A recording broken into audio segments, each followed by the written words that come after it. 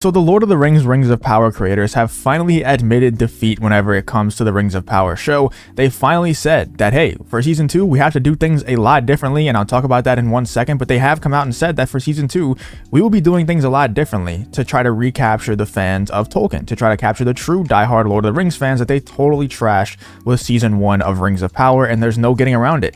We all saw it coming from a mile away. You know, we saw it when the first trailer dropped 10 months ago. We already knew what this was going to be. We could tell by the way that they were advertising the show, by the way that the creators were talking about the show, how they were already posturing to let everyone know that, hey, whenever this show does flop, it's only because of the racists that don't like the people of color being in the Rings of Power, when in reality, we just want Tolkien to be respected. You know, we just wanted Tolkien's legacy to be intact whenever this show comes out.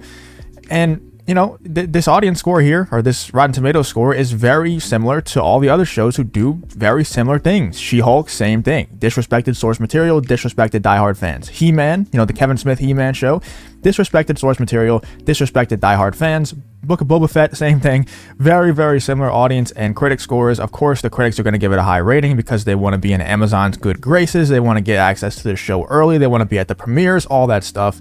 And the audience score is going to be a little bit more honest, except it's not. The Lord of the Rings Rings of Power creators and people at Amazon are trying to say that this is review bombed, but in reality, if we go over to this article right here from Bounding Into Comics, it says Amazon Studios boss Jennifer Salk, I don't know how to say her name, admits to censoring the Lord of the Rings Rings of Power reviews over points of view that we wouldn't support. So they're censoring reviews. We know that Rotten Tomatoes does this. We've seen it multiple times. If a show's getting really bad reviews, like Santa Inc., I remember that was a very prominent one that was getting horrible reviews. It was like 3% on Rotten Tomatoes. Nobody liked the show. So they froze the reviews, and then all of a sudden the number started climbing. Even though nobody could leave a review on the show, the number started climbing because they were purging all the bad reviews. So they do this. We know that Rotten Tomatoes does this. And with a studio, with a corporation as large as Amazon, of course, they're going to have more power than most of these other corporations who make these shows and these movies like Santa Inc.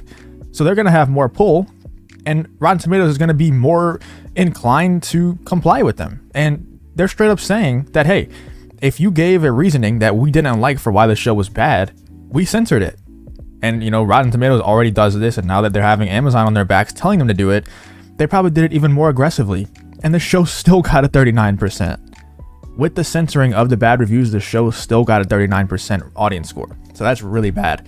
And there's very prominent people even people who make this woke stuff think is somewhat reasonable. I guess he's kind of labeled as like an alt-righter now for some reason, but even Elon Musk and people like that are saying how bad this show is. And it's really just not people involved in the culture war that are saying that this show's bad. It's a lot of YouTubers who do movie and TV show reviews, and just people out there in general just don't like this show because they see through it. They see that they're not respecting the Lord of the Rings legacy. So back to this one. The Lord of the Rings Rings of Power showrunner accuses critics of show being patently evil. This is the type of thing that's going to make you never make good content. Whenever you have this, and it's Hollywood's fault, you know, it's not the show's creators' fault. It's Hollywood's fault for creating this culture where it's like us against them. That's what the people in Hollywood think. It's us against the fans. Because no matter how bad they make a show, no matter how bad they trash the diehard fans of source material whenever they make these shows, not just this one, all of them that do the same thing, which is pretty much every single continuation of an older legacy IP. Every single time they make these shows, they make them poorly. They're made in poor taste, and sometimes even in bad faith, like when it comes to She-Hulk. They make them poorly, and then they blame it on the fans for being patently evil. Now, this is a new label. At least they got a little bit creative with the label, because usually it's just the istophobes, the racist, the sexist, misogynist, whatever. Usually it's one of those really boring labels that no one really cares about, holds no weight anymore because everyone uses it for everything. At least patently evil is a little bit of a new one, but it's still just not true. You know, people can dislike the stuff that you create. People can dislike the shows that you create without being patently evil. It's ridiculous, man. But here is where they admit defeat. Here is where I'm talking about in the title of this video, where the Rings of Power creators are considering the harsh criticism while making season 2. Wow, imagine that. Imagine considering the fans' feelings. And I truly believe that this show, if they didn't invest so much money into it, it wouldn't even get a season 2. There's no shot that this would get a season 2. I think Amazon's sitting there saying, we've invested so much money into this IP, we need to make a return on it, so we're going to make a season 2. But if we didn't invest that much money, there's no shot this gets a season 2. But I think Amazon's also telling the creators, hey, we're not doing this again. You're not making the same type of show in season 2 that you made in season 1. We're going to actually listen to the fans and attempt to make some sort of a profit, attempt to get some sort of positive reviews, some positive buzz about this show. Even though I think a lot of the diehard Lord of the Rings fans out there have checked out and they're probably not going to even look at season 2, you know, especially the more casual people who, you know, like the Lord of the Rings back in the day but don't really keep up with it in present day. I think those people are just checked out. You know, they're not even going to care about season 2 too much unless it does get a lot of positive buzz. But I just don't understand why you couldn't do this in the first place. Why couldn't you just consider the harsh criticism before making season 1? Because you know how fans are. We've seen it since 2015 with the remake of Star Wars, and we've probably seen it before that. But I think the 2015, you know, The Force Awakens, it was somewhat positively received.